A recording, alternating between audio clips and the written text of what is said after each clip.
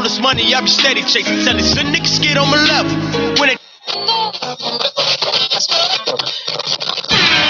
G5 sitting on the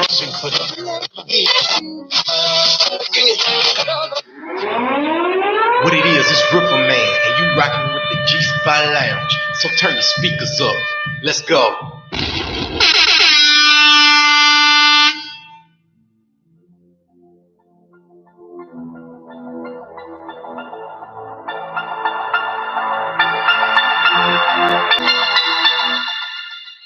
You done tuned in to the G-Spot, so you own now.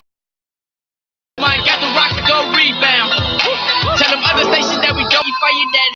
When they turn it up, got something to say, you can call it in like a sick day. Aliens with the intellect, we done. Bring your best out, turn the show out, you don't laugh.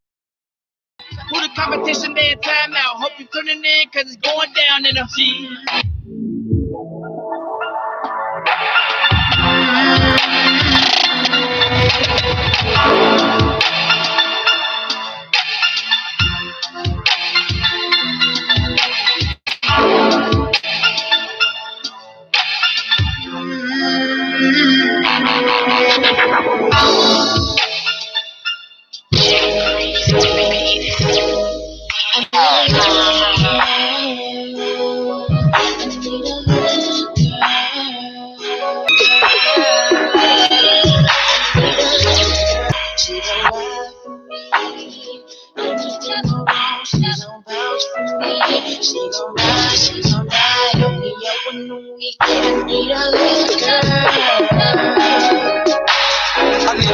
She can rap for me. I can put her on the line, she can rap for me. But you already know I can't let that happen. Off to the sweet house, life in the Hamptons. Tell me you know we can make that the anthem. M Streets, baby, run the hood in the Hamptons. Baby, we pay, chill so late. We ain't going to stop killing this game. I'm love when I be weak. I was on the side of me. She held me up when I be down. Turn my pride into a smile. Baby, we can make this work. I promise that to you. She gon' ride with me. She gon' vouch for me. She gon' ride, she gon' ride. I need her when the weekend. I need a little girl. She's so good, she my type. I think I might change her life. Shorty gon' push straight there through the night. All her ass that dog is tonight. 3D dimension can change your life. 100 grand in the flip, it can change your life. 10 doors down, whether they're that way. Got a thing for the diamonds, no, I keep the ice. If ever step to my level. Trey star girl got a thing, she's clever. Not trying to speak, ain't digging like a shovel. Shorty so big, got me heated like the devil. Trey star, baby, make it rain for the weather. You could be my wife if you down forever,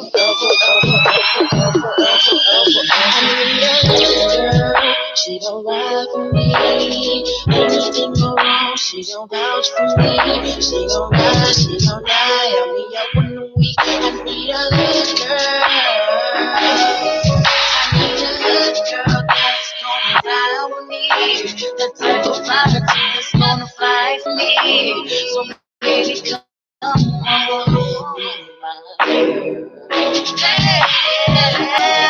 What's good? This is the G-Spot Lounge. We back in here. We got a bunch of guests here. How y'all doing? Good, bro. All right. Hey, why don't y'all go around and introduce yourselves? You gotta get on the mic, bro. I'm E-Man's friend, childhood friend. My name's Victor. So you just show up as a childhood friend. I mean, what do you do? I'm an old buddy of his. I just got out about 6 weeks ago. I did 30 years on a dope case. Illinois State. Long prison sentence and all my history of drugs. I started out with 99 years, actually 103, but they cut it down about 3 years ago. The governor gave me a commutation. But I still did the longest sentence for drugs in the state. The sentence to the longest sentence. Hey, we're gonna come back to you, man. We're gonna come back to you. All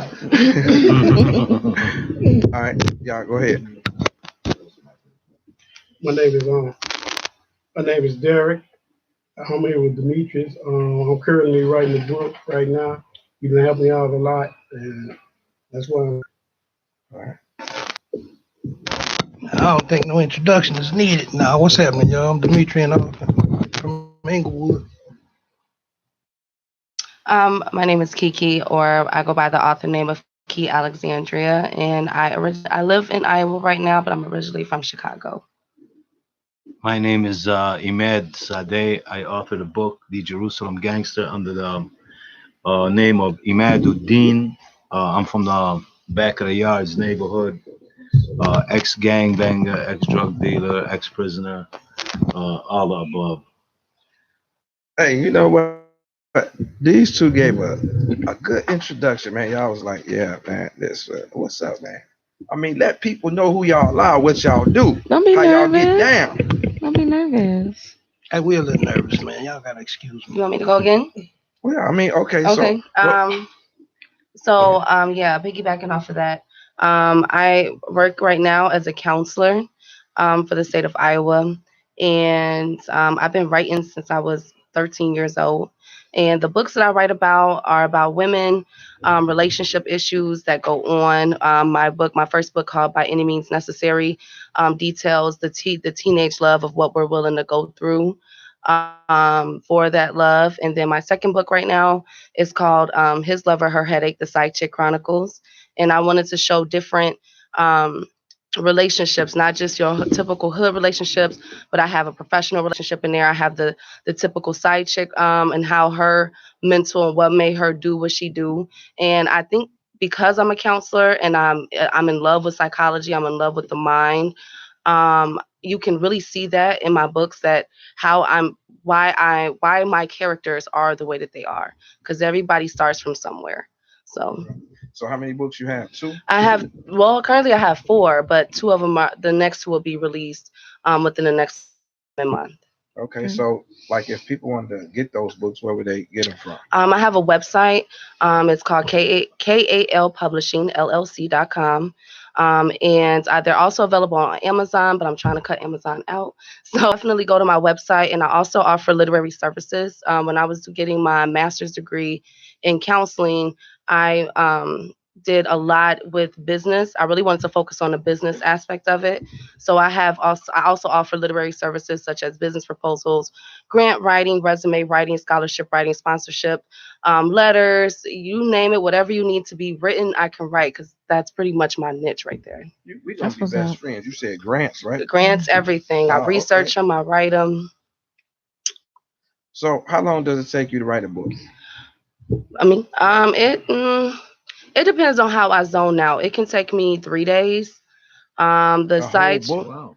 yeah, I zone That's when good. I get into my level. When I get into it, there's really no stopping me. So it can take me as short as 3 days, or it can take me as long as 3 to 6 months. But yeah, I do my own editing, formatting, everything. So like typically, how many pages do you have? So my first book has over 300. My second book is about 150 because again, that's just the short chronicles.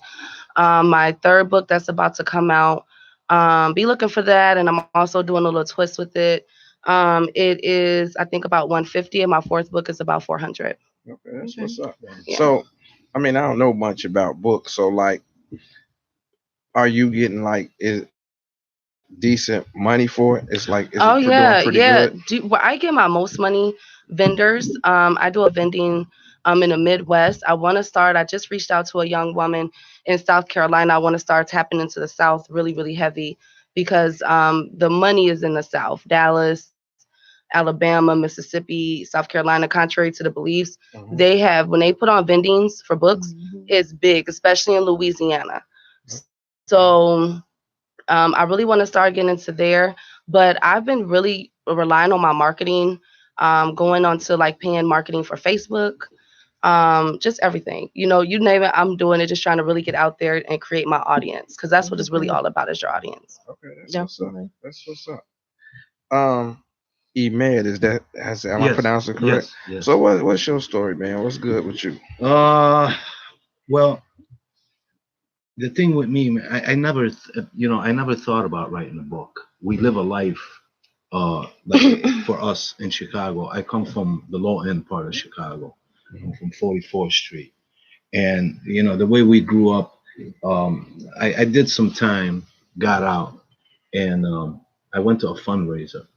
And at this fundraiser, my friend that I went for is for a nonprofit organization. It was some doctors from Ann Arbor, Michigan, and it was being held at a doctor's office. He's a surgeon from Syria. Mhm. and the rest of the doctors were from India, Bangladesh, so on. So my friend that took me with him needed to talk to somebody else, and he told the Syrian doctor. He said, "Hey, talk to him, man. You'll find his life interesting." And he said that. I was wondering what is he talking about? Mhm. Because in our mindset, this is normal. The way we lived is normal. Right. We don't look, I don't. We see it because we lived it. It was an everyday thing. This is Okay. what we live.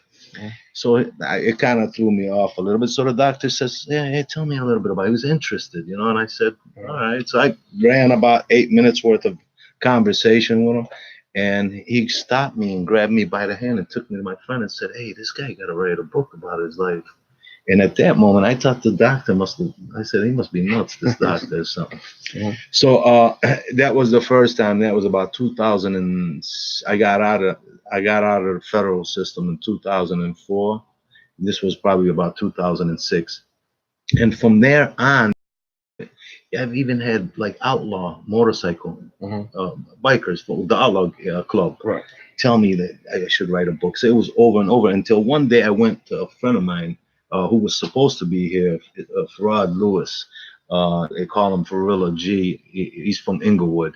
I went to visit him in Dalton, and he had a book sitting there. He said, "Hey, I did my book," and I grabbed it and I felt it. And I said, "This dude wrote a book, really?" And he said, "Man, dude, man, you got to write a book, man. You got a good story." Being that I'm from the Middle East, I was born in Jerusalem, Okay.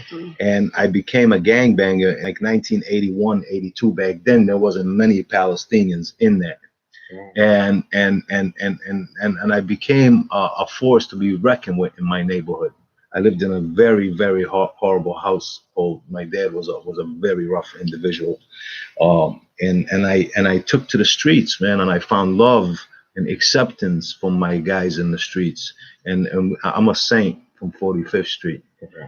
You could YouTube it and see about the Saints, man. I found a lot of love and acceptance from the clique, man, and so everybody I talked to, finally Farad, he said, "Man, you got to write a book." And I went home, and you know what? I did some research on a computer that would accommodate that, and a few other things, and I started writing. I started writing the book. It took me some time, but I would leave it. It was hard. It's hard. I mean, I give her nothing but respect for what she does. 3 days, man, I couldn't sit for 20 minutes on the computer. It was 20 minutes at a time. That's how I did it. Right. 15 minutes, and I was burnt out Wow. because you're talking about maybe it's a little bit different because we're talking about this is a true life story. Right. Right. This is stuff that was coming back, and I was making a mistake. I would have to go back and say, wait a minute. This wasn't 83. That was actually 84 when this happened. And I would have to readjust and go back, and it would burn me out. And then I'm talking about friends who are dead. They're no longer here. Right. And it brought back some memories about them, some good memories. And now that they're gone, and it was difficult for me to I would have to leave it. And then I got in the middle of all that. I left the book for about 6-7 months, and then came back to it. And then I went to these. Well, when the time comes, I'm gonna publish this. How do I publish this book? So I as soon as I jumped into the computer and started to look, I was bombarded with phone calls from these publishing companies, and it was like talking to used car salesmen. These guys are all shysters. Right. They're saying, "Oh, you take this, and we'll give you this, and if you do it today, we'll give you it's $1,400 for this package, 4,000. It could go up to 12,000." It was like that kind of thing, and it really brought me into a deep depression. I went into a depression, and I said, "You know what? I don't think I'm gonna write this book anymore. If I gotta deal with these people, because we're the kind of people, man. We don't like people to get over on us. Right. We don't want to get over on them. We deal even when we dealt in the drug game." We dealt legitimately, not like the way they do now. Yeah, I could owe you $200,000-$300,000. You're gonna get your money. Right. You front me that kind of stuff. I'm gonna get you your money. I'm not. This ain't about screw you. I screw you. Screw you. And you screw me. It's about legitimate business, man. And it was where we come from. The things I've been through. I'm not letting no dude sitting up in New York stick me up that way, rape me. So then I got with this brother by mistake. I don't know. It was on Facebook. We hooked up, and this brother was actually this is the guy. This is the guy. This is the guy. Oh yeah. Who actually pulled me through this, showed me how to do it, and gave me the confidence back that I needed to push forward and finish the book. Because I think when I got with him, I was probably at page 50. The book is 303 pages. Okay. I was somewhere there, I think, right? And then I wound up finishing the book, and he walked me through everything and how we could do it through this Amazon on your own. Don't go through these people. The mistakes he made, and he never asked me for nothing in return. Never. This brother That's true never asked me brotherhood. for nothing in return. And I talk all the time, and I say, and it saddens me in a sense, in this way, that somebody like him, somebody like me, somebody like us does not get the recognition that we should have. And I appreciate you allowing us to come in here and put and do this for us, because this is a big thing for us. Did I think that I would be sitting here talking about a book with these brothers, with you? You know, this might be something you do every day, but to us, it's not something we do every day. I appreciate it. I appreciate it, and I'm elated. I'm elated. Thank you. And you know, and that's what this platform is for. Yes. You know what I'm saying? Absolutely. It's not about me. You know, it was when I started it was never about me. Yes. It was because, like you said, you go through different things, people shoot you down, Yes. people don't give you an opportunity. No, so I created my own opportunity. Nice. You know. How long did it take you to write this book? So in total, putting it down, picking it up, 6 months off, 2.5 years. Right. 2.5 years. 2.5 years. And actually, I should have published it long before that. And I would call him up late at night, and he would say, "Man, just do it." And I would say, "Nah, man, I gotta check. I gotta see." I was nervous because I want, we're talking about real life stuff. Not scared that I'm gonna get arrested for anything. Nothing like that. It just was.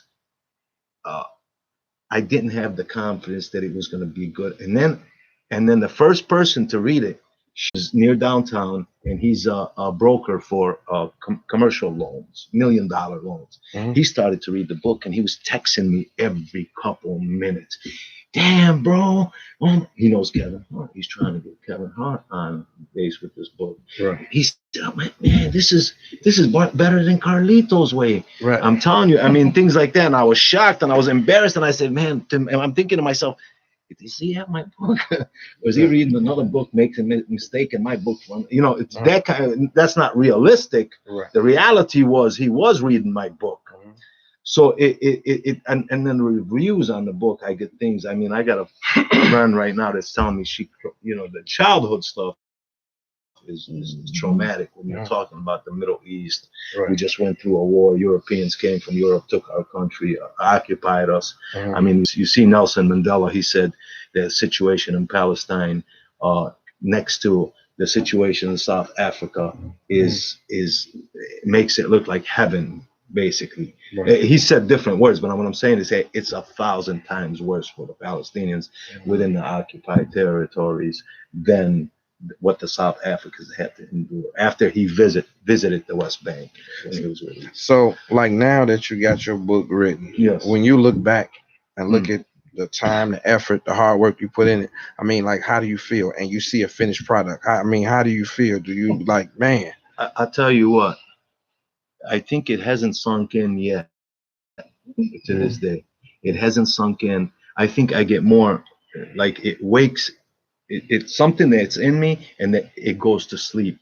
And then when somebody talks about it to me and says, "Hey, man, your book," it wakes it up. And I realize, damn, I wrote a book. Right. I really did it. And then again, I'm going to say that I did it, and I only was able to complete it. And I was to get where I'm at today is because of this brother right here, Demetrian. That's true brotherhood. You're a good dude, man. Yes, he is. Yes, he is. So, like, everything that you've been through, yes, do you regret everything you've been through to get where you're at now? And if you didn't go through what you went through, would you still been able to write a book? If I didn't go through, do I regret what I've been through? I think everybody, whether it's Victor, Demetrian, any of us, if the stuff that we went through, I think we have some type of regret a little bit on how we did things. If we could bring time, everybody has to say that, but we can't. But would I change life if I didn't go through what I went through? There was no way I could have wrote a book. I Correct. would have had to. I would have had to make up some stuff. Correct. But everything that's in that book is the honest to God truth, a true life story. That's what's good about the book is it deals with, explains a bit about the Palestinian issue, the problems within that Holy Land. It deals with an abusive father who beats up the mother, the kids, everybody. It deals with being poor, having nothing to eat. It deals with owning businesses. It deals with uh, the juvenile system a bit.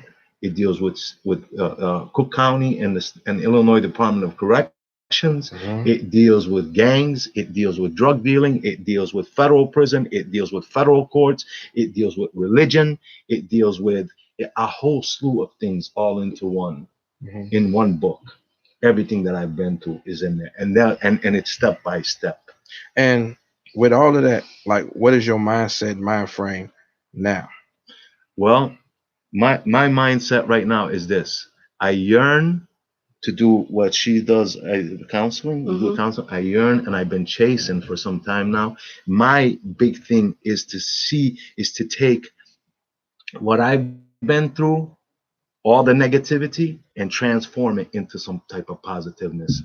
I dealt with at-risk youth when I was in federal prison. The last 3 years before I got out, I was a part of a group in Milan, Michigan called JAG, Juvenile Awareness Group. On Wednesday night, they would bring to the visiting room at-risk youth. Once a year, they would bring law students from the University of Michigan, where it was a Q&A type thing. And the dealing with at-risk youth was basically lecture them. On one side of me was my boss, Frank Calabrese, from the Family Secrets Trial. On one side, on the other side was a professor from the University of Michigan who became a crackhead and started robbing banks to support his habit. He was a prisoner with me. So it was a panel of 10 inmates, and that's the kind of inmates. To be on this, you had to be, 1, you couldn't be an informant. 2, you couldn't be a child molester or a rapist or anything like that, and you had to have a clean prison record. So that's my mindset. That's what I'd like to do, and I've been searching high and low and trying to get in somewhere and fit in, man. But everything, it seems, there's walls constantly being put in front of you, and you have to climb them and get to the other side. It's a little difficult. It's not little. It's real difficult. But at the same time, like we was talking about creating opportunities. Yes. You created opportunities. Exactly. And all you have to do is find a way to share your opportunities. Exactly. Your first step right You here. know, Yes. and hell, I don't even think I could have made it past the first page. I'd have been like, fuck it. Yeah. You know what I'm saying? Well, the thing is now, Mhm. after the book, is to just basically touch on what you say and reiterate that you are correct. That was the first step. Doors are being opened now. Good. Like we're here now Exactly. because of that. Mhm. So this door is open. There's other doors being open, and hopefully more doors open. My main thing is that I want something to open from that on 2 fronts. One, I want something to open. I always talk in plural when I talk. Anything to open for me opens for them. Anything opens for them opens for me. That's on one front. The other part is to dealing with what's going on in these neighborhoods. As bad as it was for us, it's a lot. I'm telling you, I got out of federal prison. I walked into my neighborhood where I was Jolly the Green Giant, and Victor's sitting here just like he was once upon a time in that neighborhood. From Jolly the Green Giant, a feared individual. I'm 5'4", but you know, I made a lot of noise walking down the street, and to a shock. I went to my neighborhood, and it actually scared me a little bit. Actually scared me a little bit. And every guy I told that was coming out, and I said, and I had this feeling, I had this bad feeling in there. Every guy that was coming out to stay joint, there was a Saint Smiley, Baby Pitt, and I said, look, bro, get off the street. I'm telling you, your time is up. I swear to you, within a month or two, they were dead. Wow. I just felt it. I felt it. I came into a neighborhood that I didn't even recognize anymore. The amount of violence, the craziness, just like spiraled way out of control. So I mean, I'd like to bring some type of calm there from my experience, and I can't do it by myself. So hopefully there is. Hopefully we It's can. gonna take a lot of Some, brotherhood. it's gonna take a It's- lot it, of it really people, is. not by myself. Truly. I can't. So But it can be done, but it's got to start at the bottom, because there's an old saying. See, what society looks at now is this: wait for the man to break and then try to fix him. But it's harder to fix a broken man than it is to build a strong man. Exactly. It's easier to build a strong man from the bottom up rather than to wait and let him get broke and try to fix him. Right. It's so that's what we're trying to that's what I'm trying to say is let's start at the bottom and deal with it from the bottom, and then go work our way up. Catch those up there that are already older and broken, but you got to catch these guys at the bottom and do something with the bottom, rather than let's wait for him to kill, then we'll deal with it. When you, So like you were saying that you say you 5'4", you made a lot of noise. Yes. So do you think you still hold the same weight now? I'll tell you what, it would take some work, and I'll say this: the government did some things that crushed that type of organization. Now, guys, back in my day, if a guy was holding a spot, I respected him, and I followed the rule of law, our law. Right. Okay.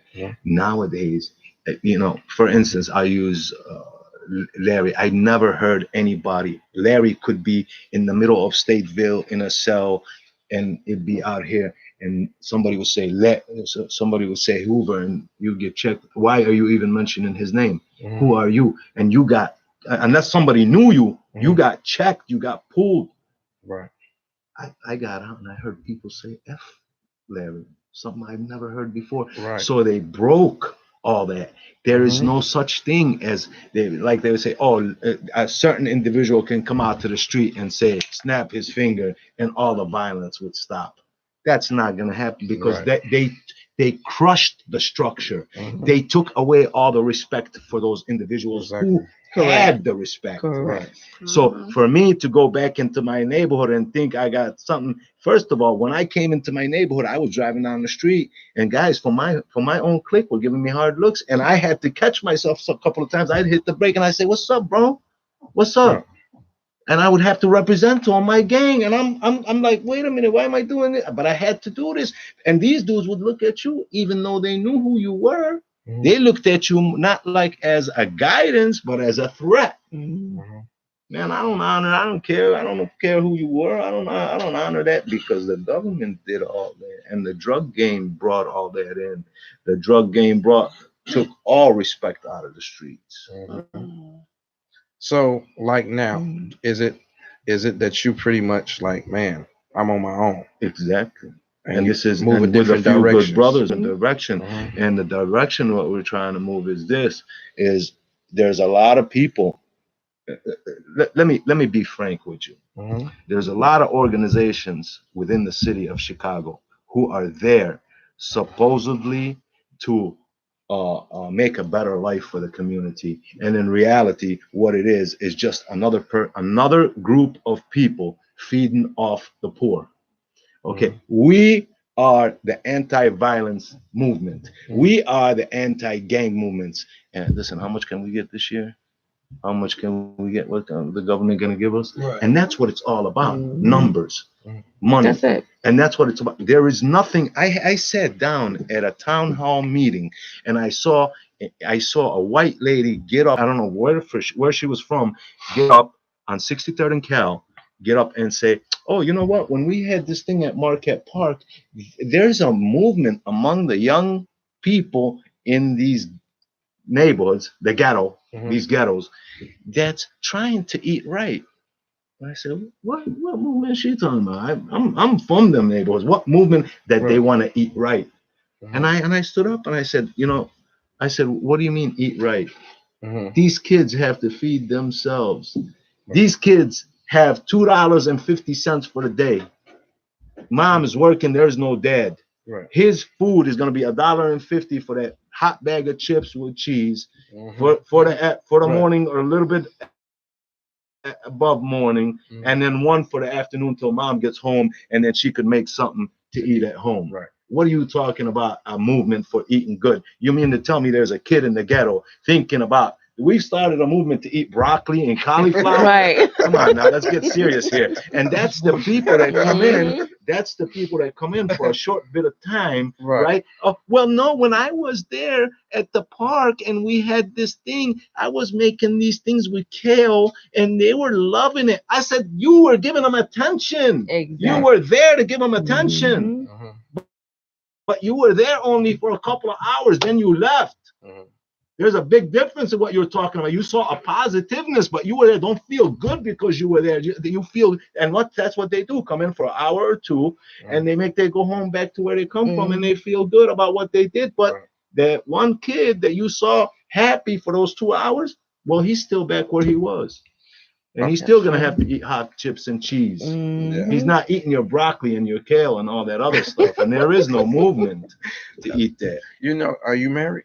Yes. You have kids? I have kids. Yes, I have a almost 6-year-old daughter right now. She's my world right now, Okay. and that has changed my life. And I Okay. think if I had a daughter about 25 years ago, I think I would have been a much different person. I think girls are awesome. I think Yeah. women are awesome. I think They keep you we could broke. learn a lot. They keep you broke. Well, Keep you know what? too. Yeah. That's their nature. Yeah. But But it's a beautiful thing. if you had a son, let's say he was of age, Yes. and he started getting into certain things, would I do you? have a son? Okay. Well, I'm saying, Yes. would you, turn him a different way? Well, of course, I would try my best to turn them a different way. Mhm. The thing is are we really in control of our kids? No, what I'm saying Yeah. is, if he say, "Dad, I'm, doing what you was doing, and I respect Oh what you was no, doing," yeah, no, would no. you? We'd have to sit down and have a long conversation. Okay. We'd have to sit down and have a. I mean, I have a son who's 30 years old. I have a problem with him eating pork. I have to tell him. So imagine if it went further than that, because I'm a Muslim. Mhm. And really learned Islam in prison from African Americans. I learned Islam. They taught me my religion, and I was born into this religion. Mhm. And I owe a lot to the African American community. I owe a lot to the African American community, a whole lot. I learned a lot. I learned a lot from the African American community, African American brothers within the prison system, African American brothers on the streets, and I've learned a lot from American people in general, because even a white individual in prison taught me some things I had no clue. I thought I was the smartest guy in the world. After he told me a few things, I realized I didn't know nothing. Right. Nothing. All right. I've talked too much. Sorry. No, you good. All right, man. The man of the hour. What's up, man? What's your story? Let us know, man. Fill us in. My story? Your Come story, on bro. with it. Man, I got a simple story, man. I'm a dude from Inglewood. You know what I'm saying? I was born in Inglewood, 59th of May. I moved to Claremont, which is West Inglewood. The borderline is Western. I'm the oldest of my brothers and sisters and whatnot. I got a lot of kids. I take care of them, so. Right. But yeah, man, just growing up the way I grew up and seeing what I seen, I always knew in the back of my mind I wanted to write a book. So, November 2002, and this book right here, Stolen Childhood. This is my baby. This is me in 1985. Okay. These are my two best friends. That's my little cousin sitting there. Everybody grown. I got kids and grandkids. You know what I'm saying? The photo was taken by my cousin James off. But as far as writing books, man, like I had it rough. You know what I'm saying? And I believe everybody got a story. You know what I'm saying? Everybody got a story. It's just how you tell a story. Exactly. I do a lot of fictional novels, and only because I don't want to incriminate myself or nobody else. So I look at it as just creative writing. You know what I'm saying? But every book I write, it's a piece of my life in the book. Every book. I was raised by my grandmother. It's a crazy story because I used to rip and run the streets, do my thing out there, and it kind of got hot. I said, I gotta sit down a minute, rethink this thing and just come home. And so I'm gonna write a book. So I sit down, I go to typing and stuff. Damn, we call my granny. So I called my grandma. I said, what you doing, old lady? So I'm nothing cooler, She said, what are you doing? I said, I'm writing a book. She said, really? So what you writing about? I give her a rundown, about life, really. It's just about me and a few friends of mine and just a lot of the stuff I experienced growing up. Like, well, that's another story, but she told my sister, I used to call my granny every night, and we'd talk about this book. She's like, man, I done seen this dude do a whole lot of stuff. You know what I mean? She said, but don't nothing hold his attention. She said, there's something about this book that holds his attention. So before she passed away, God rest her beautiful soul, she told my sister, she said, I don't care what you do, you make sure that dude published that book. And those were the last words. So I published that book. A Stolen Childhood is actually the second book that I wrote, but the first that I'm sorry. My Brother's Keeper was the first that I published, but the second that I wrote. When I was locked up, me and my uncle were falsely accused of 13 counts of robbery, aggravated assault, and vehicle invasion. I got a documentary coming out called Guilty Until Proven Innocent, because that's really what it is. You know what I'm saying? You gotta really set yourself free. They say the burden of proof is on the state. That's bullshit. Right. Excuse me, that's bull. You know what I'm saying? You gotta set yourself free. So I would write, man, day in and day out, day in and day out. I couldn't wait to lock up. Like lock-up time, that was my me time. So I would write till the lights go out. I was in Division 1. And when the lights would go out, I roll up my bunk, put it on the floor by the door, and a little beam of light coming in, I write using that until I passed out. I did this every day. So I come home, said I'm gonna publish my book, this, that, and the third, the book. But check this out. Handwritten manuscript, I wrote it. It's probably over 500 pages, right? The handwritten manuscript, I still got it to this day. By the grace of God, it made it home from jail. You see, so I'm in a sentimental value. If that book made it, because people send stuff home when you're on your way to the joint. Right. It never really makes it home. This made it home, which I still have today. I'm like, damn, there's a reason that this done that, right? And not only, I sent home my grand jury indictment, I sent home the police reports.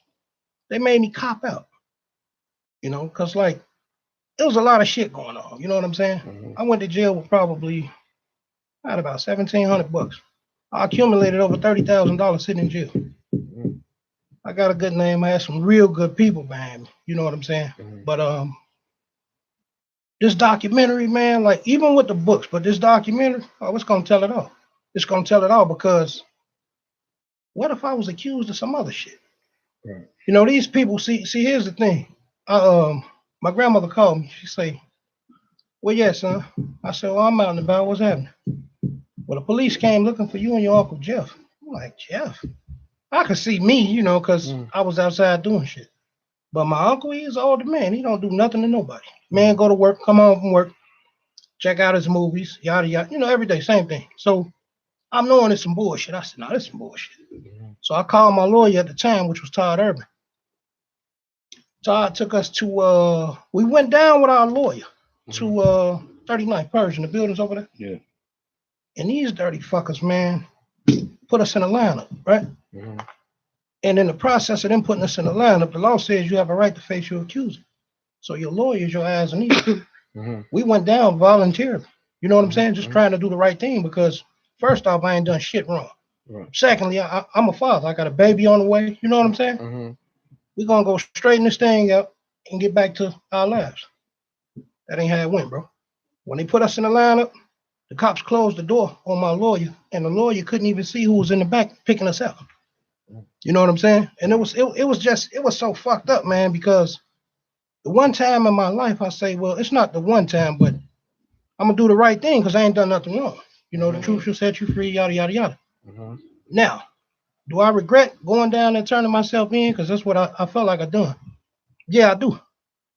But in doing so, man, it taught me a whole lot. You know, I miss my kids being born and, you know, stuff like that. So it actually took people out of my life that shouldn't have been in my life. Every little loophole I tried to, you know, because guys used to play cards and do stupid stuff. I was always reading and writing and going to the law library. Even though you got a lawyer, I was pointing out shit to my lawyer. You know what I'm saying? Oh, screw that, man. I got this my life. I ain't do this bullshit. We were in a bond court around election time. So if anybody know anything about the streets, you know, you got to chill out around election time because they gonna do you in. Then you get a bogus ass bond. My bond was 500,000 D. My uncle was 400,000 D. Mind you, my uncle never been in trouble. He probably went to the station for an open beer and a joint. Me, on the other hand, I mean, I'm not that bad of a guy. I done had my share of shit. I done done, you know, but I didn't do this. I said, damn, is this the karma? Like, you know, did this come back and bite me for some shit that I did and got away with? So my mind was in a twist, man. I said, damn, man, what the hell? Every loophole, man, I could try to find to get out this jam, I couldn't get out that jam. God sat me down, wanted me to see something. You know what I'm saying? I said, damn, what is it? You know, now that I look back on it. And I know it's over and done and behind me. You know what I'm saying? But it still bothers me. On one note, it was a good thing that I saw what I saw because it separated a whole lot of bad people from me, man. People I thought was my friends and, you know, family and yada yada. Man, it took them people out of my life. I thank God for that every day. So with the books, how that come to play was I went through this company, man, called Ex Libris. Shade Tree Company, man. Shade Tree Company. You know what I'm saying? And like my brother Emir was saying, I told him when we first talked, and even Kiki, everybody that I ever gave advice to on publishing, self-publishing, it worked, man. I didn't go to school for none of this shit. I didn't read books for nothing. You know what I'm saying? Everybody that I advised on writing books, I said, let me show y'all the mistakes not to make. You know what I'm saying? My book hit top 10 bestsellers list 31 days after publishing, and I'm a no-name author. Nobody even knows me. But my reputation in the street and a couple good men, you know what I'm saying, bought Free Rose too, man. Shout out to Iro and Miss Tiff, one of the homies from the hood. Man, the man bought shit probably like 200 copies at $20 a copy. You know what I'm saying? I'm like, damn. I said, wait, bro, we could use my discount to get them cheaper. He said, nah, don't worry about it, man. I'm proud of you. I say, damn, my man. You know what I'm saying? He buy the books. He called me. He said, where you at? I said, I'm around. What's happening? He said, come up to the car wash. Come up to the car wash. Shit, we have a book signing right there. Like, you know, right off top. And a lot of cats, man, like I say, I'll tell anybody.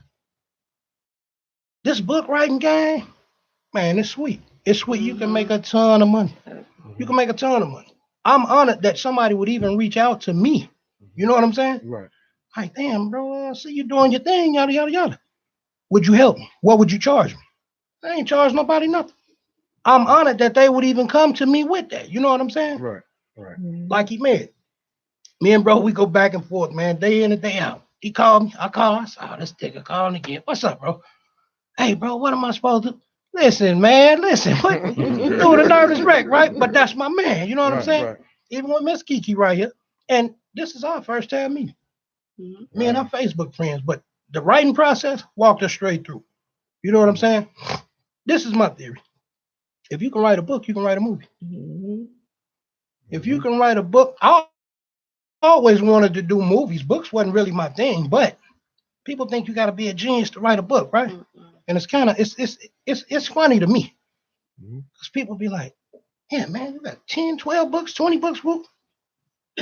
Once you do it one time, man, it's like riding a bike. You never forget it. So you have to find the right format Well, in order to start it off. I'm gonna give you something, and I tell everybody this.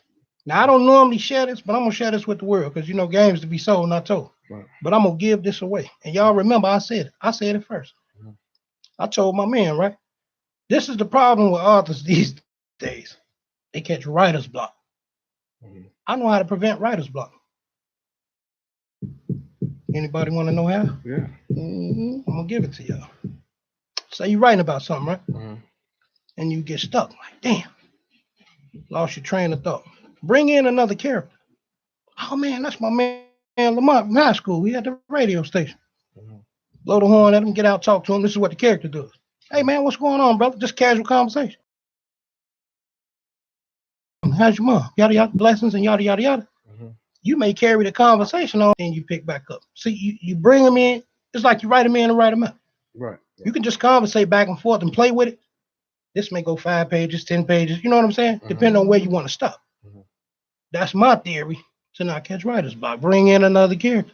Mhm. Write them in. Pick up where you left off, if you remember, and write them out. Now, like you were saying, that you help people out. You didn't charge them anything. Not at all. So going forward as a business, do you, how should I say it? Do you plan on changing that into a business to where it becomes profitable for the writer and for the consultation of you counseling them on it? Oh, yes, sir, by all means. And I'll tell you how. I started writing when I was in jail. Mhm. And I started writing with some brothers in jail. Mhm. And a lot of these brothers still locked up. So what I want to do, I started my own company. It's called Flipping Real Publishing. People say, well, Flipping Real Books, man. It's some street shit, you know what I'm saying? But Mhm. I'm not doing that no more. So there's the transition. Mhm. You know, they used to call them things books, right? Mhm. I was flipping those books, but now I'm flipping these books. They can have that shit. But back to what you were saying, I want to publish inmates. You know what I'm saying? That's why I try to be hands-on with everything I do. You know, Mhm. I talk to them all the time, and I show them the covers and stuff that I make. I used to pay people to do this.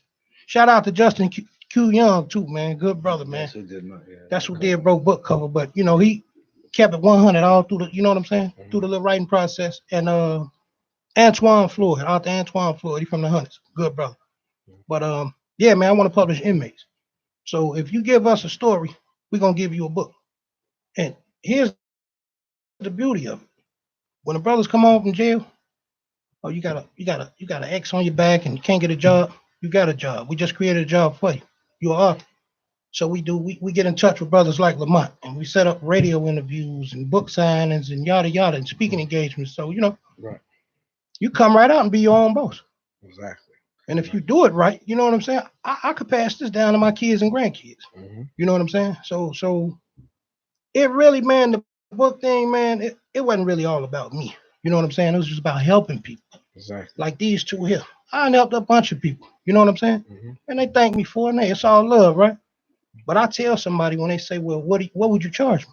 I said, I'm not going to charge you anything because it's going to be somebody to come along that didn't know, like you didn't know. And I expect you to pass the blessing on. Mm-hmm. You know what I'm saying? Be a blessing to them like I was a blessing to you. Mhm. You know, like I tell bro, we always talk about, we just said right before we came on about touching a dream, right? Mhm. Look at that book. Let me see that book. I had to tell him sometime, man, and it's crazy, right? Before he did this, I say, man, when they deliver that box and you open that box and touch that book, natural high, bro. Natural high. It could be just laying on the table and you somewhere you walk past like, damn, I wrote a book. This is me. You know what I'm saying? I did this. You can touch it. It's real. You know what I'm saying? Right. It's nothing like taking some idea out of your head, bringing it to life. But it's like you have to, it's a reason and a season for a lot of things in our lives. And everybody's life has a chapter, Definitely. a beginning, a middle, and And it's the end. always an end. Definitely. That's just how I say it. How you guys put it in book, hands down. Definitely. That's what's You know, a thing happened. This girl, she's went through a lot from the neighborhood. Heroin use, Mhm. dealing, pimping girls. She's a Christian now. So she said, I told her, did you get my book? She said, oh, I don't really want to do, because the gangster, they catch that and they think there's some negative stuff. And I said, okay. Okay, don't worry about it. So a month or two later, she says, you know what? I want to get your book. She gets my book and she's sitting in her room. She's a part of like a Christian thing. Mhm. She lives there with a bunch of different females who are going have been through stuff. So the book is on her desk, and her cousin came to visit her, and she said, "Hey, where'd you get that book from?" She said, "Oh, I just got it from Amazon." She said, "Hey, there was somebody reading this book on the bus the other day when we were going on Ashland Avenue. There was somebody reading the book on the bus." That kind of blew me away. You know, I'd like to say something, if you don't mind. And give a shout out to somebody that we as a people need to support. And I'm saying it for me. I don't know how you guys go politically. I was invited to speak at a church on the east side on 76th and Cole. And one of the people that was there was Senator Peters from Hyde Park, and Sister Kim Fox, the state's attorney. And you asked me about things I would like to do. To me, saying a state's attorney or a United States attorney was like saying, I'm looking at Lucifer. To me, I heard this woman speak, and what this woman is being attacked about is some bogus stuff. They hate this woman because she simply wants justice. This woman does not want to sit and prosecute mental cases. She wants to prosecute murder cases, armed robberies, gun cases. Instead, they're at her because of the shooting of that one kid, Laquan McDonald. Laquan McDonald, and the prosecution of the police officer who shot him. So they're attacking, especially the order of police, whatever they call themselves. They're at this woman. And when I heard her speak, I'm telling you, not to say that, oh, well, look, a criminal likes her because he wants to be set free. No. When I committed a crime and I was sitting in court, I knew I was going to jail for some stuff that I did. I didn't have a problem with that. I had a problem with a police officer and a state's attorney coming in there and fabricating other stuff. What do you need to throw more stuff on me for? You got me already. Right. What are you saying? This other stuff did not happen like they did to Victor. Victor got 103 years from additions and lies about him. He did 30 years of his life based on lies and fabrications. Victor, tell you right now, I'm not saying I'm innocent, but that stuff you guys did to me was not right. When you read my book, you're gonna see part of my federal trial in front of Judge Aspen in the Dirksen Federal Building. How they found me guilty with a deaf juror. How they didn't have a gram to convict me, how they had no tape evidence on me, how they didn't know who I was, how they convicted me with one witness who was in Cook County jail the whole time. Never saw me, never talked to me or anything. If we did, we had a conversation 2 times, and it was out of despise for me to him, where I despised this individual. How they found me guilty like that. Don't think so. When I heard this woman speak and the things she was for, it blew me away. I actually almost fell in love with this woman. Why? Because she was talking about being fair. She was talking about being just. She wasn't talking about releasing me out of jail. Right. Okay. She was talking about doing things the right way, the fair way. If someone comes in, you go to jail, man. You find a lot of mental problems. You should wonder what's this guy in jail for? I was in prison with a kid named Day Day. He was a BD from the South Side. He got caught with his uncle. His uncle was a mailman. Day Day had 30 years for an ounce of crack. Little shorty. Yeah. Dark skin. Demetrius, that's my buddy. 30 years for an ounce of crack cocaine. Do you know what Day Day used to do in the TV room? He used to sit there watching TV like this. With his thumb in his mouth. Yeah, that's my little man. And I'm like, Day, what are you doing, man? Get your thumb out of your mouth. At the time, I had been in already 10 years, so I'm an elder there. Right. Day didn't care. Day had a baby at home. His girl just was breaking bad on him. And he's got 30 years at federal. You do 87% of your time in federal prison. 30 years, you do the math. And he left as a kid, man. He left us. It was a little boy, man. Yeah, I know the guy. Him and Cass, all of them were just little kids. But they had 30 years for a crack cocaine case in federal prison. What's a kid like this doing in federal prison? Federal prison was for big time dudes. Right. I mean, my indictment was 50 to 150 kilograms. You're talking about 30 an ounce of crack cocaine. He had 30 years. Wow. You understand? This is the thing. So when I hear someone like Miss Kim Fox, and I'm really, the way I heard her talk, I'm really offended that a woman has to go through what she has to go through. And I'm not belittling women. I'm saying females are females, males are males. Okay. Why this woman is being attacked like that? I told her, I spoke to her and I said, you know what, Miss Fox, I didn't know you. I knew very little about you. I knew that you supposedly let this guy go because he was an actor. Remember Right. that he concocted this whole thing, and that's what they're mad about. One of those. That's just an excuse. I said, but I know a lot about you now. And I used to, when I was in my cell waiting to go to court, I would wonder. I'd say, man, God, let a lightning bolt hit that prosecutor before they get in the courtroom. I said, but if it was you, I wouldn't. And I'm not saying that because I knew you would set me free, but I knew you would shoot from the hip. Right. You're not gonna come in and just throw some other stuff on there to bury me alive. You got me. You don't need to do all that other stuff. They didn't need to do all the other stuff they did with him. Right. And they didn't need to do all the stuff they did with me. If we went by constitutional rights, by what the Constitution offers me, I should have never did the 13 years. Right. As soon as the jury found me guilty and we found out that guy was deaf, my lawyers were supposed to stand, and they were R. Kelly's lawyers. They were supposed to stand up and they were supposed to say, hey, mistrial right there. Yeah, definitely. I go to appeals court and the appeals court says that the lawyers are to blame. I go back to the district court. The district court says, oh, the lawyers didn't do nothing wrong. So how do we win this?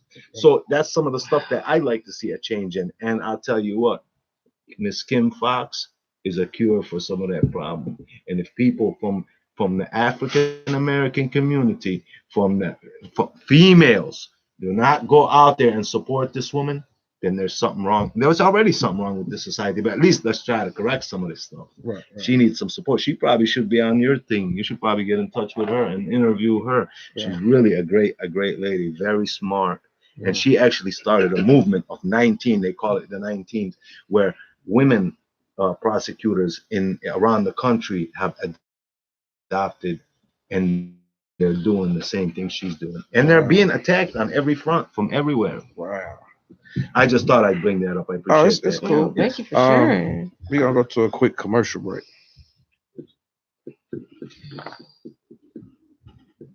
Yes, playing.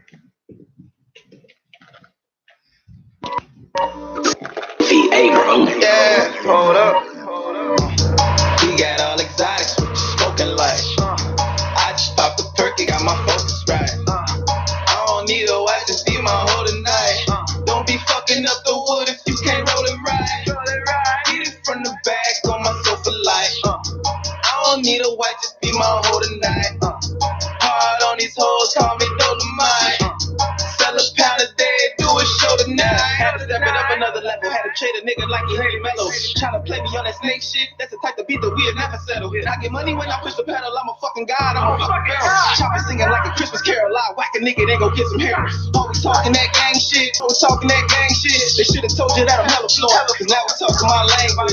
Summertime with the heat on, foreign coops with the feet on. Paint tripping and it's hella wet, same color as a creek. You a goofy, you a pee on, you the type of nigga get pee on. I just cop your new shit to break down my week. Follow my drip, bitch. Think you follow my drip, bitch. Turn the trap in the pot, got chicken wings and them biscuits. Fuck it, I'ma kill everything. Yeah, the army, that's what you better bring. Y'all out here like KD, you'll switch sides just to get a ring. Fuck ball, this real life, but a lot of shit don't feel right. I jack son like Phil Mike, she might get a person with a feel tight.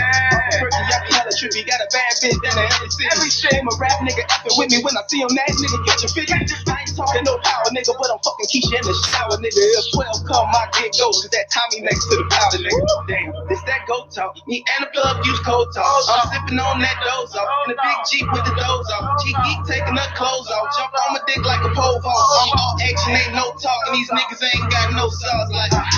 We got all exotics, what you smoking like?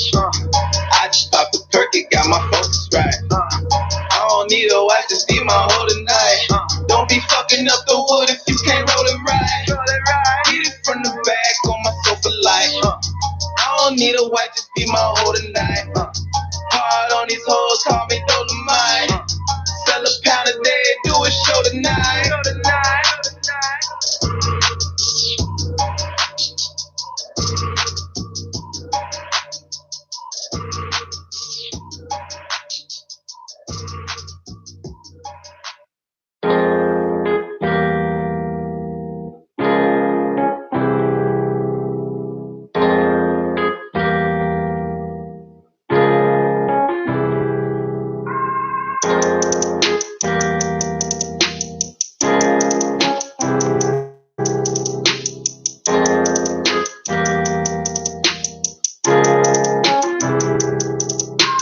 Life can knock you down when you getting up, but don't stay down, ain't no giving up.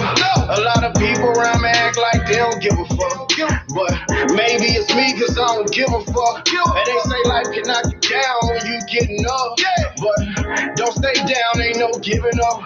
A lot of people around me act like they don't give a fuck, but maybe it's me cause I don't give a fuck. They say take the good with the bad, but I don't feel like that. I'm still fucked up, can't believe my daddy got killed like that. I almost lost my brother too, they got hit by a train. Damn, I got the call, I quit my job and I jumped on a plane. I thank God my brother survived, but he ain't been the same. No, what hurts the most is I can never say I feel his pain. He lost the man that birthed him and gave him his name. What worse is he was driving, now he the person to blame. They charged him with manslaughter, threw dirt on his name. Then my family chains on them, they should be ashamed. How could you take his umbrella when it started to rain? He could have lost his life, he almost lost his brain. Hey, they say life can knock you down when you getting up, but don't stay down, ain't no giving up. A lot of people around me act like they don't give a fuck, but maybe it's me cause I don't give a fuck. And they say life can knock you down when you getting up, but don't stay down, ain't no giving up. A lot of people around me act like they don't give a fuck, but maybe it's me cause I don't give a fuck. I gotta call my nigga lost his baby mother today. That's like my motherfucking brother. I ain't know what to say. I ain't had no scriptures to read, ain't wanna tell him to pray. He told me that he was cool, I knew he wasn't okay. I go to sleep dreaming about death and wake up thinking about killing, knowing them kids won't see their mama. It's such a fucked up feeling. Promise myself that I'ma make it, cause I'm ready and willing. Steady trying to get out these streets, cause I'ma keep drug dealing. Daddy thought he introduced me to the dope game. I was already distributing cocaine. The streets changing, I ain't worried about it, cause I ain't really out here fucking with everybody. I want my peace, nigga. Life can knock you down when you getting up, but don't stay down, ain't no giving up. A lot of people around me act like they don't give a fuck. Maybe it's me cause I don't give a fuck. And they say life can knock you down when you getting up, but don't stay down, ain't no giving up. A lot of people around me act like they don't give a fuck, but maybe it's me cause I don't give a Back to fuck. G-Spot. Man, I hope y'all enjoying this conversation because this is like this is different from, you know, the artists, actors, models, whatever. You know, this is different. And like I said, is I try to reach everybody. You know what I'm saying? It's like I don't have a whole crew to try to, you know, put out what I do. You know what I'm saying? It's like I try to get it to everybody, you know, whatever they got going on. That's reasonable anyway. Right. You know. And man, you know, y'all got some inspirational stories, you know, and like I say, you're not in the inside or whatever. It's like you don't know. You don't know. You know, and like I said, it's good y'all telling y'all stories because let's say if I saw this book in the store, you might glance at it, you might look at it, but when you know the story behind of how it was written and why it was written becomes more interesting than me just looking at this cover. You know what I'm saying? And it's like I think that's a story that need to be told, a story need to be heard. You know. We're working on getting it on audio book now. Okay. So That's what's that up. might make things easier. That's supposed to be the hottest thing now. You know, people don't want to read anymore. You know? Right. So audio book, like, you know, give it give it there. And I'm one of those people. But I'm gonna read this book, man. I'm gonna read this book.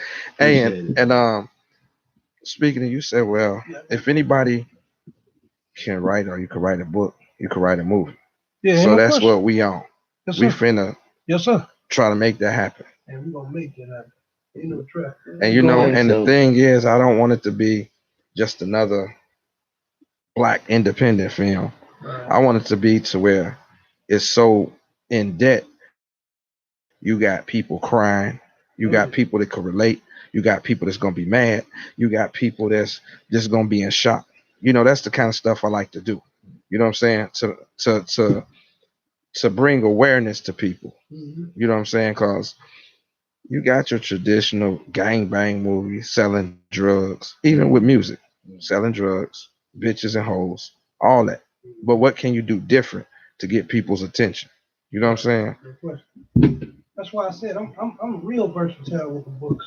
I got a book, man. If y'all really like for the women, it's called Black Betty by Demetria Hawkins. That's a cold book. Mm-hmm. That's Really. That's I bought a it. cold book. Mhm. She supports me like a mother, man. But, Mhm.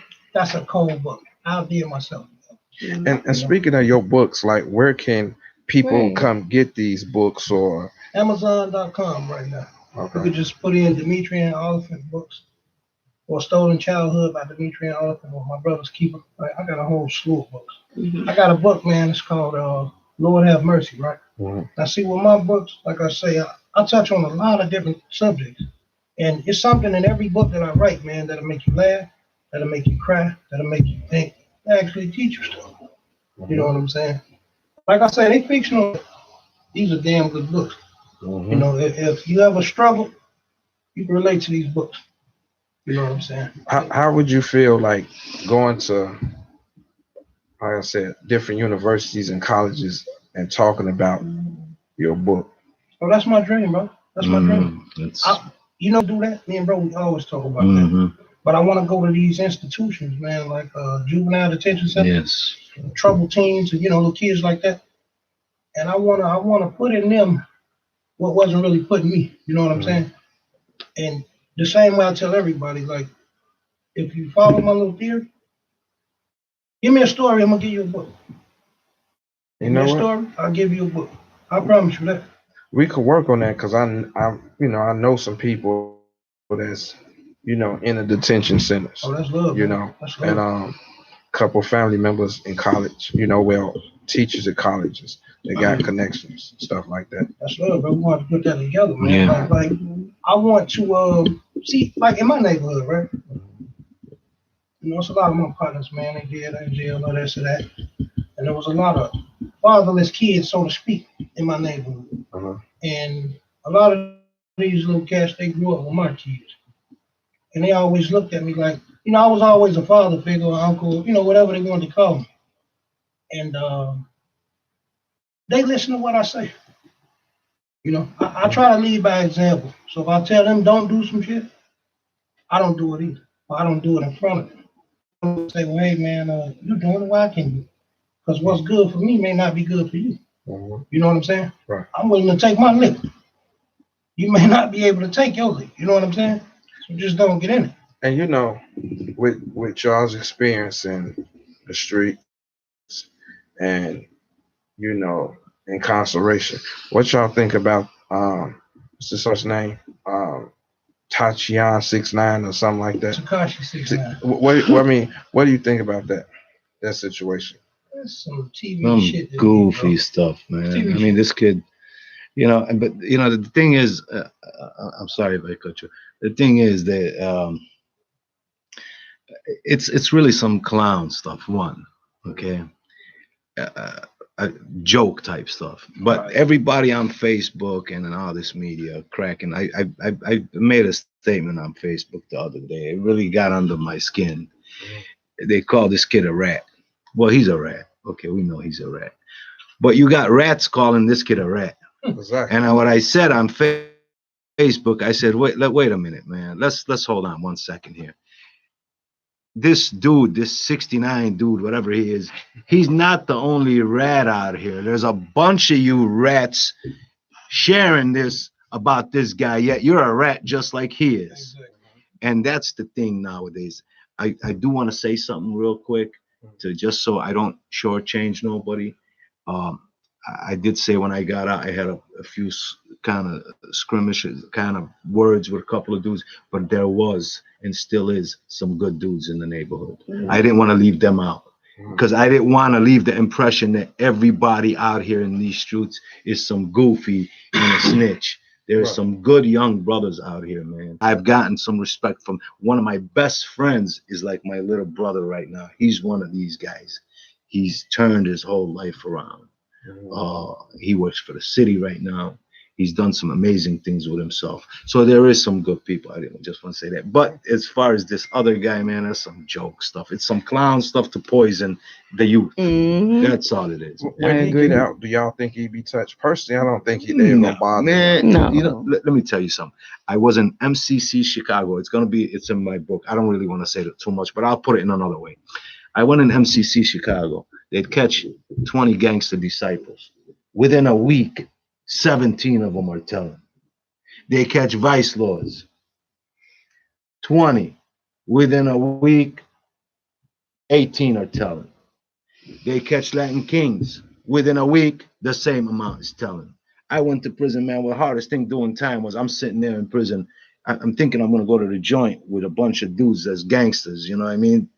And some of these dudes were gangsters on the street. But once you flip, you turn in your gangster card, homie. You ain't no gangster no more. You're a rat. You're a snitch. And I did a hard bit, man, because I sat there and I watched 87% of the joint was snitches. Wow. There was a thing in Beaumont, Texas, in federal FCI Beaumont, Texas, where the snitches gathered their own gang called the Hot Boys, and they were beating up the stand-up dudes. I'm serious. I'm not kidding. This is for real stuff. So this guy 6'9", whatever his name is, this clown with all this creepy stuff on himself. Correct. He ain't gonna do nothing. He's gonna be, you know what? You hear how much he's selling? They're writing contracts with this guy when he gets out, millions and millions and millions of dollars. Right. Listen, there will come a time when the truthful person is gonna be called a liar, and a liar is gonna be called a truthful person. Right. And a stand-up guy is gonna be the pig, and the pig is gonna be the stand-up guy. And that's the way it's going, man. Ain't nothing gonna happen to this guy. He's gonna live happily ever after. I used to see some stand-up dudes, and I was like, "Why are you talking to that kid? That kid's a rat." Like, come on, man. You can't hold that against these dudes, man. Why he's feeding you nachos, man? You selling out for nachos? Are you serious, man? You a stand-up dude. You got 20 years. This dude, and I mean, these dudes were telling and getting 10 years still. You told and still you gonna do 10 years? But the whole society has become a society of informers, man. That's why you can't get me to go out here and do nothing, even if I wanted to do something. Right. You know? Right. So they're gonna tell that quick. You can't. Come on, you can't do nothing. Right. You can't do nothing. You might as well. This dude right here, he's gonna have a bunch of friends, man. He's gonna have a bunch of dudes come out waiting for him. Hey, what up, homie? Hey, 6'9", you good, man? And man, you didn't tell him this other dude, man. Right. That kind of thing. That's what he's gonna get hit with. Right. Hey, bro, we want to get you in right quick. Vic. No. Oh, I'm sorry, that brother. Yeah. I'm sorry. What you here, man, laughing and shit? What you got going on? What's up, bro? What you got going on? I'm originally from the low end, 49th State, Robert Taylor Homes. Been there all my life. My two children, I moved them from Chicago to Bloomington, Illinois, where they got themselves in trouble. That's why I decided to write this book called Brotherly Love. It's because it's a true story about my two sons. It's really emotional to me because they had got a lot of time. One of them went in as a juvenile, and his love for his brother, he stuck in there, didn't tell on him, and one of them got 30 years and the other one 21 years for brotherly love. He didn't flip on his brother. They offered him only 4 years, but he didn't flip on his brother, you know. And people don't really understand what people go through as parents, and a lot of people say different things about kids that they bad and that they violent, but people don't really understand the true story. That's why I really wrote this book, just because of that, so people could know the facts about everything that really happened with my two children. You know, I grew up all my life on the low end, 49th State. It was a rough childhood, single mother raising four children. It was very difficult at times. Hard to eat. People say a lot about the projects and all this, but it give you stability. It give you strength. It make you a strong person.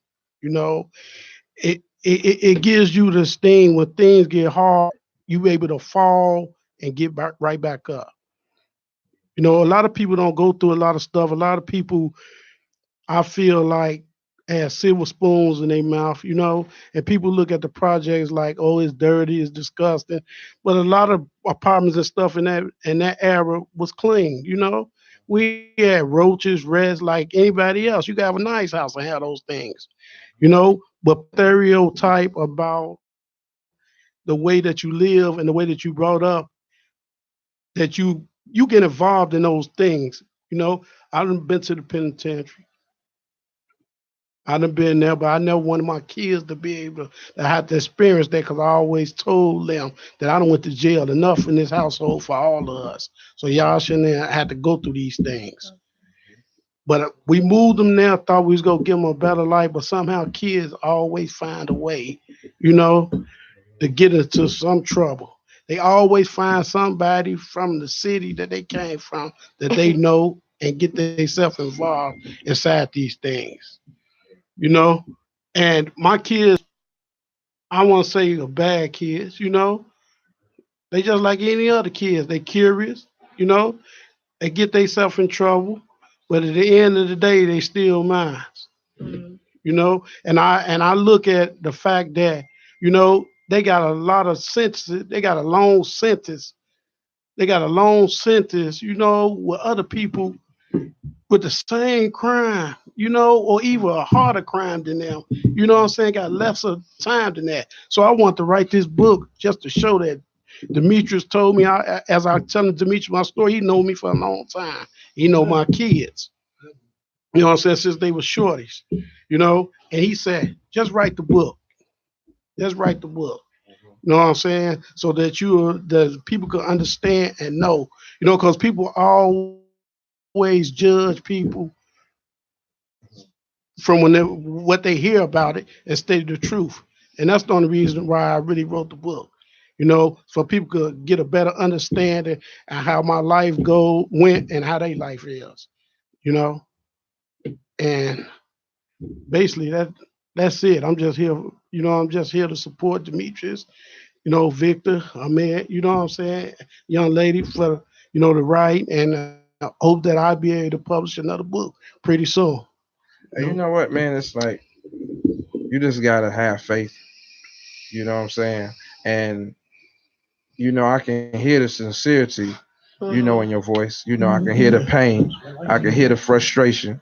And that's what's to keep you going, man. You know what I'm saying? To stay focused, and just never give up, man. Appreciate it. Can I ask him something? Right. Psychologically, how did you handle that? Because you were in prison, and then now your two boys went to jail. So, can you like talk us through how did you handle that mentally over the years? How did you accept that? Did you blame yourself at all or anything? Yeah, I went through a long period of blaming myself. My wife was real messed up behind it, still messed up behind it, you know. But psychologically, with me, I was probably better able to adapt to it because I went through it. As a father, I went through it, but at times when I go into my emotions, I might be by myself or whatever, and they think I'm okay. I never show my emotion around my family or anything else. I leave it time by myself. I may release it another way. So if that answer your question, that's how I handle it. All right.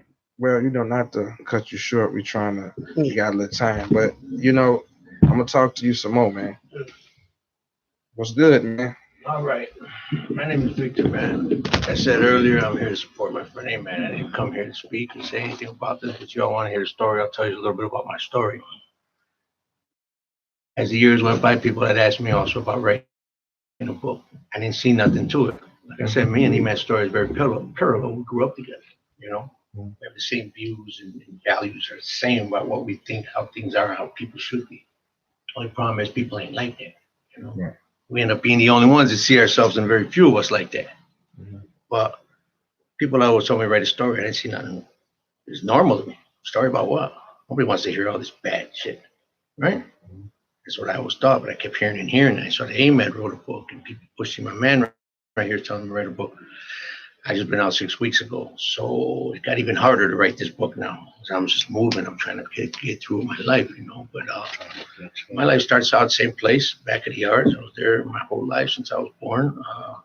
I'll just give you a little summary of my story. My first memory of life was riding in the back of a car on the way to the hospital. My mom was shot when I was 3.5. My dad's dad was cleaning a shotgun in the house, and the gun went off, and it hit me, killed my mom, and that's my first memory. And from that point on, it was just a normal life. What normal isn't normal to other people, which is why people always told me to write a story. We got involved in the game, and we grew up. I went to Mexico when I was 13. My dad took me out there, took me out of the 8th grade, sent me to Mexico. So I was out there for 3 years. The kid from out there sticking up and fucking around again. Now the feds are after me out there. The federales, I have to leave town. I come back at 16 years old. I'm living alone in Chicago at 16. What do I know how to do? Back on the streets. Hustling. Doing what we got to do. Getting involved in the drug game. And away we go. Just trying to elevate ourselves. Trying to get as far up that ladder as we can. We don't want to stay stagnant in one spot. We don't want to sell nothing on the corner. We wanted to move up. My story took me as far up as Mexico and negotiating with Chapo Guzman before anybody knew him in the 80s. What that was going to do and what that was going to take us, who knows? You know who he's talking about, right?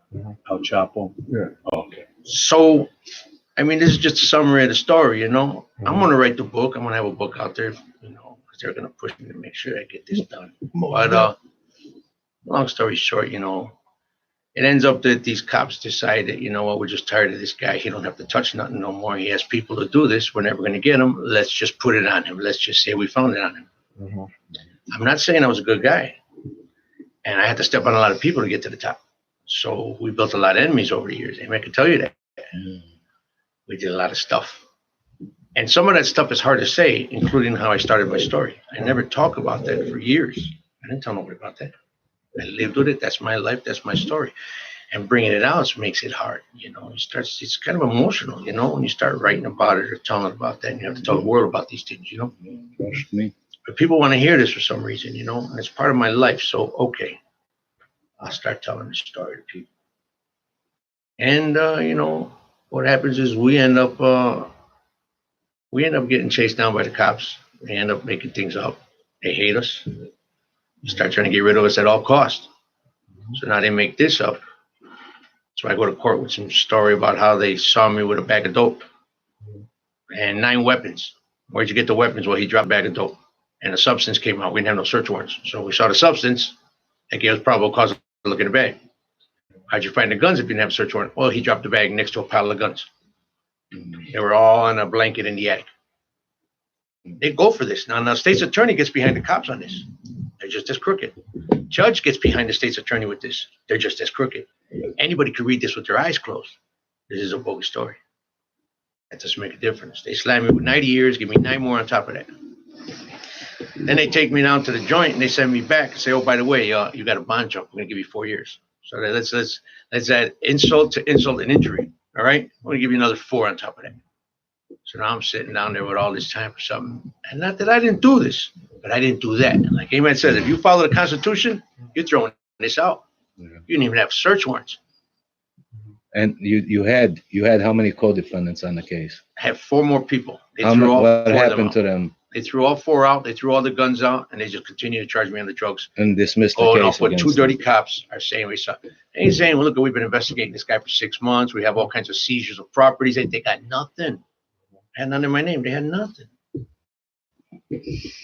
But that was enough just to say, okay, we're going to put you away for life. They slammed me and gave me the longest prison sentence in Illinois history for drugs. Wow. I went down with that sentence, and I ate it up. You see people crying. They gave me to tell you, they get 10, 12, 13 years. They're crying. They're bawling out. We were 6 dirty. months. We did things. We knew the game. All we wanted is for the people who weren't serious, step out of the way so we can run, because all you're doing is getting in our way. All these people just want to trick and do and snitch. Get out of our way. Let us run. So I took my hit. I went down. I didn't cry. I didn't complain. I kept doing things when I got down to the joint for a while. It didn't stop me. Eventually, it had to stop you, you know. Prisons changed. Back then, the joints were open. It was wild. So you had all the drugs you wanted. If you wanted drugs, if you had the means, you had it. But you get older, things change. You slow down. You stop all that. After a while, you know, trying to find my way out, fought the appeal, spent a lot of money. He meant to tell you, he was always there. Hey, take care of that for me. Go pay that lawyer. Take care of that. Boom, boom, boom.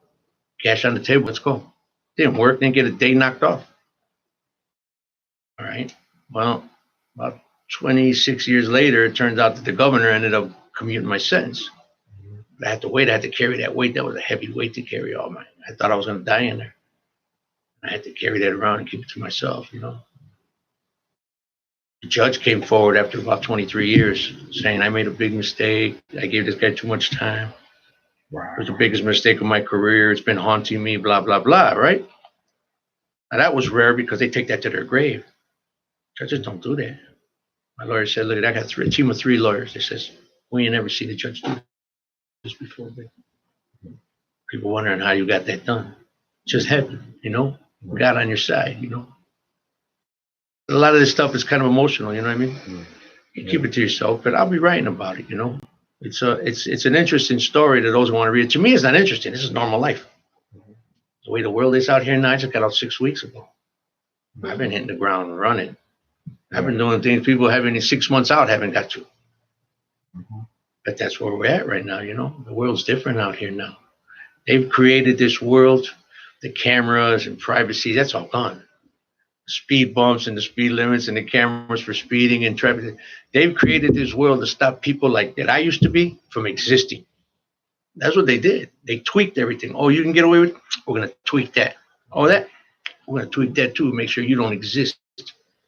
So people that got to the level that we were, they can't exist in this world. And like he was saying, that what they did with all these kids out there that are doing all this, the neighborhoods have an ecosystem. Jungles have it, the oceans have it, the neighborhoods have it too. They came around and they grabbed all the big guys, paraded them around, patting themselves on the back, put all the drugs and weapons on the table. Look what we did. We arrested 13 guys in one sweep. But they didn't tell the neighborhood, be careful because bullets are going to be flying in the next few weeks because everybody's going to be fighting for that spot. Every corner now. That's my cousin. I deserve it. No, I was with him for so many years. I deserve it. It's an ecosystem. Those guys were the sharks. They kept everybody in control. When they said, don't do this, those shorties didn't do it. But they knew they had to deal with the older guys. Shorties don't care now. They don't listen to their parents. They don't listen to the cops. What makes you think that those were the only people they were going to fear? You took them away.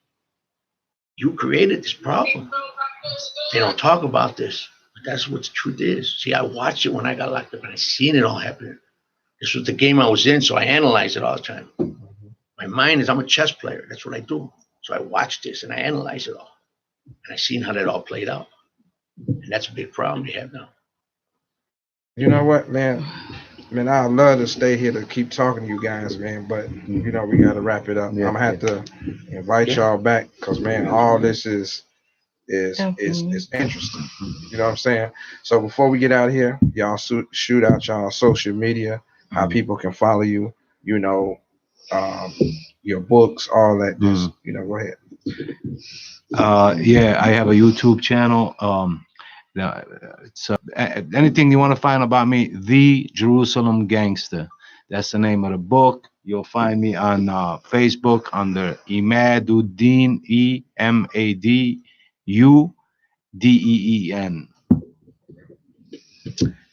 My name is Key. I go by Key Alexandria, and you can find me on Facebook at Key Alexandria or on Instagram at Key Alexandria _7, or go to my website, klpublishingllc.com, for my books and literary services. And I also want to give a shout out to my sister that's here with me, to my grandmother, baby, my mom, my sisters, Nani and Amir, and also all my friends and family. So thank you guys, and thank you guys for having me. It's all good, baby. Arthur Dimitri and Oliphant, all social sites. That's pretty much it, man. Y'all need to write a book or any publishing tips, get at me, man. I'll help y'all. I ain't gonna charge y'all yet, but be a blessing to somebody else, man. Somebody gonna stumble across y'all that need that knowledge. Give it to them. I gave it to y'all. I ain't charging.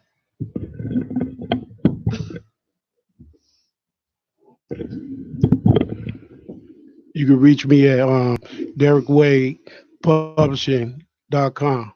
Thank you. Thank y'all for having me. As I said, I've only been out 6 weeks. I don't have all the social sites. These guys are up. I'm not up on all that. I'm on Facebook under Vic D. Vic DEE. All right. It's a short version of my last name. I just keep it that way. All right, man. Man, I really appreciate y'all for coming out here. This was a great show. Definitely. I'm gonna have y'all back on here. So until then, we out of here. Make sure y'all stay locked, cocked, and ready to rock at all times with the G Spot Lounge. All right, we out of here. All right. Like TD Jakes over there.